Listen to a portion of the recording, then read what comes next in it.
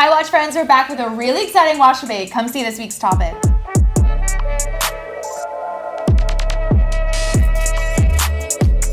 Ripley, Justin, great to see you guys as always. Good to see you too. Ripley, you're back, fresh off your Watches and Wonders experience. Yes, I got so much watches that I partially lost my voice. It was a give and take, something had to give, but I'm happy to receive all of the watch info in exchange for, now I just sound a little bit sultry. Yes, you do. It has a great, twing to it. So I don't know that twing's a word, but it's okay. Honestly, I'm excited to pick your brain a little bit and get some perspective. Yeah, you're here. That's what's important. Watches and Wonders, because we haven't had a massive conversation. I'm sure you guys have had your own recaps, but today we are going to be discussing what watch should Rolex actually have discontinued. So I know you guys have your thoughts. I know you've chosen your pick. Yeah. Before we get to this, I would love to know, what are you guys wearing on your wrist? Rip, would you like to kick it off? Same watch I've been wearing for the last 2 weeks straight now. My palm dial, which you can no longer get anymore. Oh, how did you feel about that?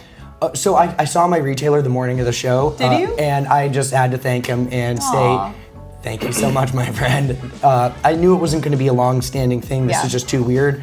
But I thought it might be a little longer than how, what we actually got out of it. Yeah, I agree to that. Well, great watch. Very nice. What are you wearing? I'm wearing the watch Ripley's been wearing for the past 2 weeks straight. Stop it. Are you really? Yeah, I figured we would twin it up today. I like the watch, and now that it's gone, and I know Ripley's a big fan, I figured I'd give it the nod today, and I do. I really like it. I got the fluted bezel version here.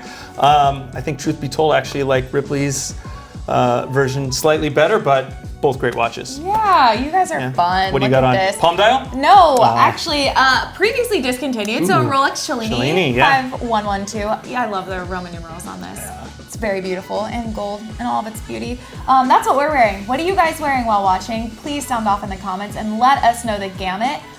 Before we get into kind of our topic, I gotta ask you guys one question, not in the debate style, but with the new novelties that were released in Geneva, what did you guys like the most? Any brand goes. Were there a few things that stuck out? Do you want me to start? How about that? Sure. How about I start? It's not Rolex. I actually love the little heritage nod that Patek played with the ellipse. I love that bracelet a lot. It's gorgeous, and I love a black dial watch, and kind of gold plays into it a lot too.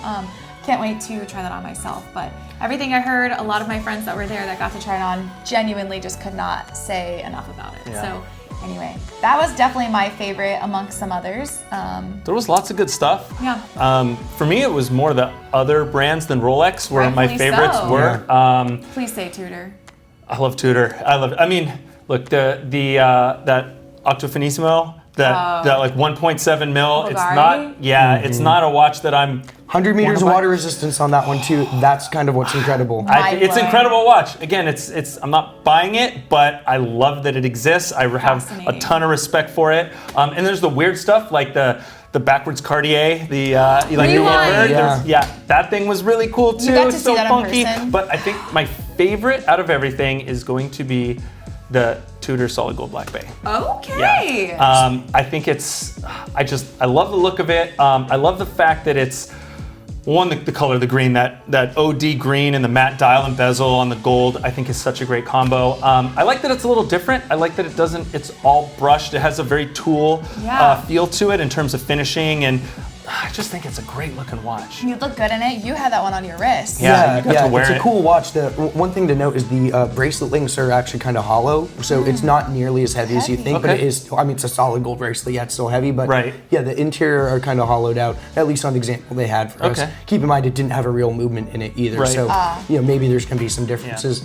Just like Justin, some of my favorite stuff wasn't Rolex. I thought the IWC Eternal Calendar, the JLC Healer Tourbillon, both fantastic pieces. More on the commercial side, I think the Tudor Black Bay 58 GMT makes so much sense. Yeah. I love the GMT. It's just too big for my wrist. This one had to. It was a matter of time. It was more of a when, not if. Sure. Yeah. Good to see the Coke Maker revival. I'm not sure I feel about the Coke gilt bezel insert. That was like one of my faves. Yeah, but I like the gilt accents on the dial. Either way, I think that's going to be a commercial success for them, and I'd love to see other color iterations of that come out. You know, as they are known to do. So. And that's one I can actually afford. The JLC and the IWC are both like $155,000 and like $438,000. So it's like that's beyond aspirational, yeah. but I think they're amazing watches nonetheless. Yeah. Did you guys have a favorite from Watches and Wonders? Any brands, please let us know in the comments. It's definitely fun to hear what you guys thought as well. Happy to hear kind of the range too from you guys. So even our source having a little bit of feedback on it too. So, all right, debate time. Okay. I've told you the topic. I'll reiterate it one more time to prepare yourselves. What should Rolex actually have discontinued this year? Obviously, we understand the motif dials. Obviously the fluted dial, obviously the palm dial, and then the Yacht-Master II. Why did they kill that thing? I mean, so impractical, but I'm so sad to see it go. Are you? We knew you were a fan, the solid gold one, right? I mean, if you scroll back through all the videos, you're just gonna hear me sing the praises about how ridiculous that watch is. And it's so ridiculous, it makes sense it was discontinued, but I'm sad to see it go. Yeah, it'll be interesting to see if it carves out a place for something similar in the future. You kind of made a good point as far as the advancement of that watch. It is a little surprising to see it go. Outside of that, the Sky Dweller is kind of the lone watch, at least in Rolex's catalog, that has such capabilities, right? So it'll be interesting to see if they remix that into something a little different. And I think they will. Me and Ripley were kind of talking off camera where, I mean, we expect it to come back, right? I feel like they're gonna, they're gonna make some changes, you know, performance, handling changes to it, like design, I'm sure. Anyway, we don't feel like it's gone forever, right? And it'll make its way back at some point in a different form. Yeah, some new regatta watch. Maybe it won't be a Yacht 2, but like, there was something there with the countdown timer. I don't think it was perfectly implemented because you still had to unscrew the crown to actually set the duration for the countdown. But I could totally see them kind of reworking it. Maybe that could be done with the bezel. Maybe it could be thinned down a lot. Maybe not in solid gold. You know, maybe make it a more practical actually regatta timer. But yeah, I'm maybe it's just my optimism, but I hope to see it come back in some type of way. Nice. It wouldn't surprise me.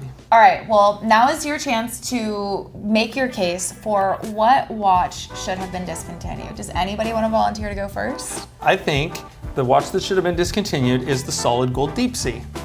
Can I bring that to the table? Is that an option? Just a week long?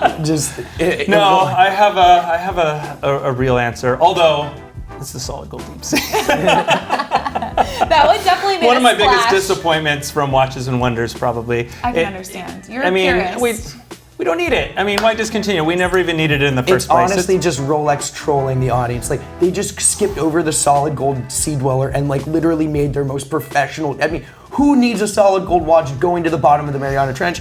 Nobody, literally nobody, but now you can. Right? It's them trolling it. I think it's hilarious that it exists. It's like 3/4 of a pound of gold, so there's that, you know what I mean? After everyone complains about how big and heavy the deep sea is, their solution is to offer it in solid gold. Yes. Yeah, no one can say anything about Rolex is just too practical, too utilitarian. It's like, you know, here you go. They shut that one up for sure.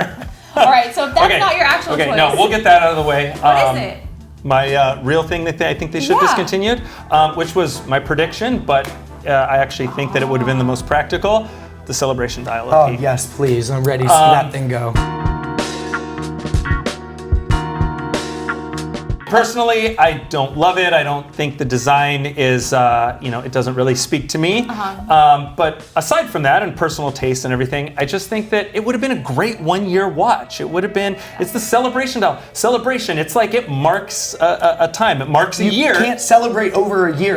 You can't celebrate your 21st birthday on your 23rd birthday. Right, You know what exactly. I mean? Like, it's not one of those keep it going type things. And it's odd and it's unique. And I like those things about it. If I don't personally love the design, I still like the idea of it, and I think it would have kind of added to the the specialness of it and the feeling if it was just like a here for 1 year, gone, it's there, and that would add to the collectability in the future. So, yeah, I would have liked to see that one go instead of some other things, but.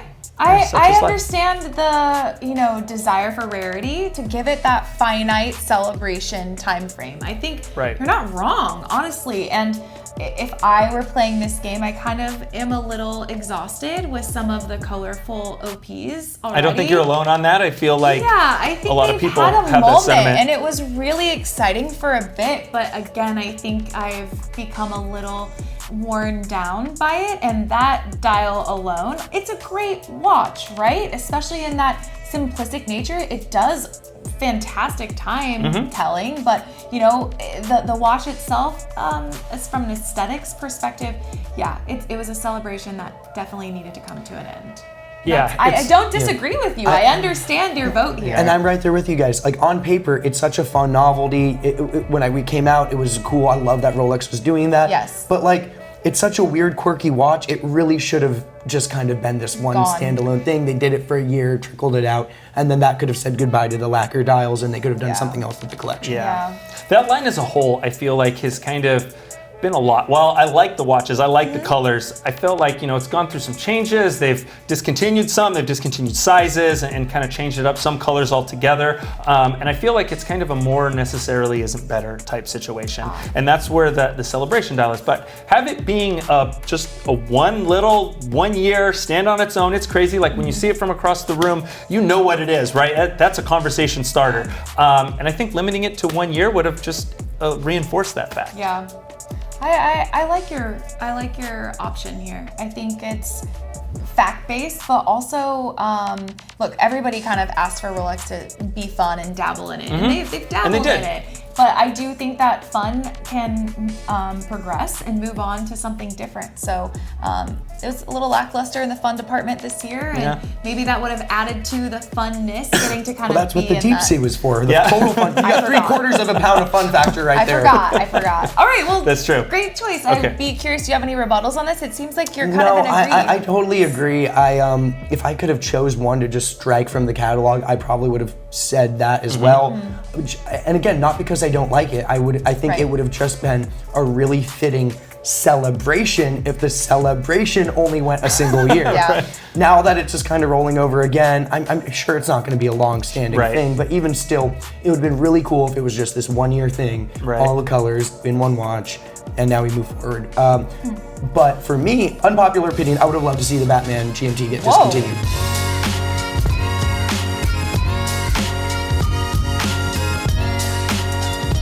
Okay. That's a bomb. Yeah, I'm surprised. This is an unpopular, but it's my least favorite colorway amongst the various bezel options that exist. We've had just over a full decade of it because the first Batman came out in 2015. Man, it's been not that long. Yeah, I know, right? Yeah. We've had 2 different reference numbers correspond with it. We've trickled in a new bezel insert, at least for the steel models that first appeared in the two-tone ones last year. And I think the black and gray is a good counter to the red and blue. Do you need a black and blue? Sure. I mean, historically, the GMT has had 3 bezels. You had the black, you had the Coke, you had the Pepsi. Right. So having 3 kind of in this different format sort of makes sense. I understand why it's there, but I feel like we just have a lot of options in the GMT collection right now. You gotta get your choice of 3 different colors for the steel model. You now have 2-tone rose gold, 2-tone yellow gold, bracelet option for both, yellow gold full model, rose gold, like there's white gold, like there's so many GMTs. I feel like that collection needs to just be refined a bit. And if there was one to cut, it can't be the Pepsi. They just did the green one. They just did the new 2-tone and all the gold, yellow gold ones. The Batman's the obvious choice. And it was such a kind of different thing for Rolex. It'd be cool to see them do that for a decade, maybe swap in this new gray and black one, and then, move forward a little bit, maybe trickle in the green and black one instead, but I don't know, I feel like there's just so many GMT options, and that's the one I'm sick of the most. Wow, I definitely understand releasing, a new variation of this, but potentially also balancing that line back and also discontinuing something. So as much as this is an unpopular opinion, I can also maybe understand it too. Well, the GMT is dominating the Rolex sports watch side of the catalog. Like if you look at the steel, let's just talk about steel watches, and we can extrapolate into the other metals, but like you look at the Daytona, you want a white dial or black dial. You look at the Explorer 2, same question. Explorer 1, sorry, it's just black. You can have your choice of 2 sizes. You look at the Submariner steel sub, you have date or no date. And then if you want a date, you can either have a green bezel or black bezel. It's really, really concise. Air King, 1 watch. And then you get to the GMT and it's like, all right, well, you got crown on right or left, you can have 3 different bezel colors, you got 2 different bracelets, and then it has just as many 2-tone and solid gold options as anything else in the collection. So it just feels really GMT heavy. I know everyone loves the GMT, I love the GMT, but there's too much. Wow. What do you think? I agree and disagree simultaneously somehow. I disagree because I love the black and blue, and this is more of a personal thing for me. It's a good GMT split bezel color combination. I don't know if it's my favorite, but I'll absolutely say it's one of my favorites, right? So from that point of view, I disagree, I think, and I feel like a lot of people have that sentiment. and it is that black and blue. It's just a good looking watch. It's a good watch. However, I do agree the GMT is really full. That line, I mean, you're right. It could probably use a little culling. You know, there's a lot going on, and we still haven't seen. You know, we're kind of a lot of people are expecting a new Coke, and I think we still kind of they're going to do that at some point. I don't know if it's they kind of did this year, but it's those off-catalog gem set Cokes, which are wild, incredible. Yeah. All the diamonds and rubies. Yeah, a lot of rubies. Yeah. So they will, right? Like that's coming some point. I don't know if it's next year or 2 or 5 or whatever, but that's coming. So we'll expect that. And yeah, it's a lot. Like, do we need a rainbow selection of different GMT bezel options? So yeah, I think I would appreciate if there were less GMTs. I like the black and green as well. Like, I mean, you know, I'm asking myself the question now, well, if I say that one's got to stay and one's got to go, like, you know, if I'm picking my team, who gets the cut, right? Yeah. I think personally for me, it would be the black and gray. I know it's not the brand new one. I know it's not you the just brand want to new discontinue one. I know the I was stuff going they to say, I know I just just sound like I just want to get rid of all the new stuff. But just aesthetically, I think that's my least favorite out of all the GMT bezels. And I know it's not really an option, so. But that one needed to be there because the GMT was just too colorful. If you wanted to stay in this I'm on watch, that it was either going to be blue or red and blue or green and black. You know, they needed to go back to a more conservative option because there was a lot of people where it's like, I love the GMT platform, I just can't wear a bright red, blue, green, whatever watch every day. So it makes sense that they revived it. I like the all black one, that, you know, the original one with the green hand. So I like to see that it comes back, but it might, you know, I don't know if it's my favorite bezel among them. But again, now we've got black and gray, gray and blue. What is your favorite GMT bezel if you had to choose? If I had to choose one, I have to respect the Pepsi for what it is and its place. And its new iteration, or? No, I'm talking just ceramic inserts. I like the Pepsi, but I like the green and black one. It's weird, it's different. Yeah. I don't, personally, I'm right-handed, so the left-handed thing's kind of cumbersome to set, but I just like the green and black. I like green. You know, I think it's a good look, I like green. If I had to get one now, I'd probably just get the Pepsi because it's like the quintessential GMT. It's hard to go wrong, But right? I'm not going to be wearing the red and blue watch of Captain America every single day. So, you know, what one would I actually want to drive with? The gray and black one with the green bit, you know? So I like the green as well. And I agree, the Batman's the choice. It's kind of like that like middle management position when we're cutting. Like obviously we're not cutting the Coke, right? Like that's not happening, and we need to make room for some new blood. You know, we're not cutting the green one that was just here last year. It's like it kind of makes sense. It's you know, 3/4 of the way into the horror movie. Right. You got to start killing some of your favorite characters. Yeah, and it's a good one. But it's had over a 10-year run. It would have made sense to phase it out if they wanted to introduce the black and green or the gray and black as kind of a replacement and expand it more. The one thing I do wish about the gray and black is if they didn't do the green on that one and gave it a different color.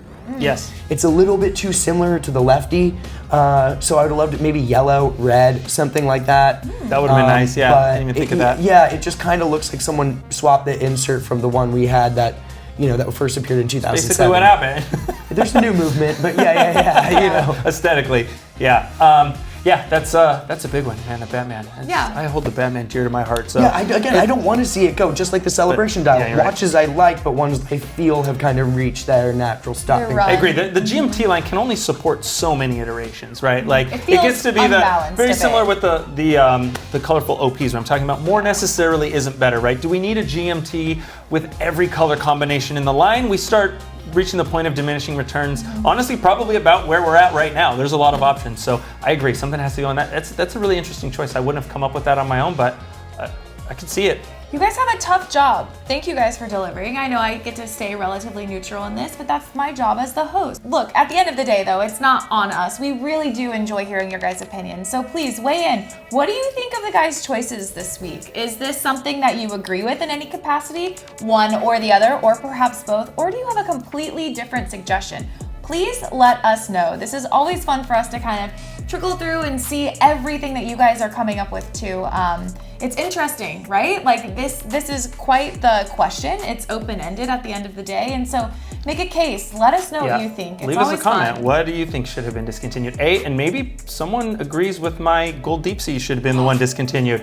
It's okay. Leave a comment on the bottom. Yes. It needs to happen. It needs to happen. The Yacht-Master II was the most ridiculous thing in Rolex's catalog. No one is wearing a 5-pound watch for the regatta. This is more ridiculous. I cannot say this is less useless than the Yacht II. So like, you know, there you go. Yeah. Well, on the heels of Watches and Wonders, there'll be plenty to talk about for the year to come. So be sure to check back for future videos on our channel. Otherwise, thank you guys so much for stopping in and joining me. Thank you for coming in so quickly. We know that you've had quite the trip. So we love you guys. Thank you guys for watching. We'll see you again soon. Bye.